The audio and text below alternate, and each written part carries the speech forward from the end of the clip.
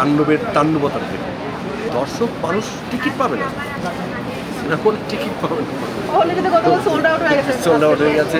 মানুষ তাণ্ডবের টিকিট পাবে না, মানুষ ওয়েট করবে। কিন্তু সুসংবাদ আছে, এবার 10 দিনের একটা বন্ধ আছে।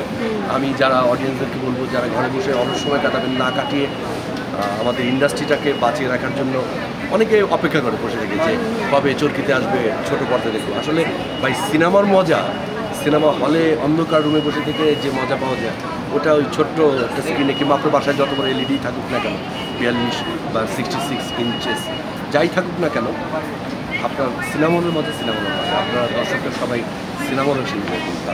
এটাই হচ্ছে সবচেয়ে বড় একটা স্টেপ বাংলাদেশের সিনেমার জায়গায়, যেটা আমি মনে করি। যেটা দেখবেন আপনি বড় বড় ইন্ডাস্ট্রিতে হয়, ছোট বড় কোনো বলে কথা নেই, যেখানে যে অ্যাক্টরটাকে দরকার হবে তাকেই কাস্ট করা হবে।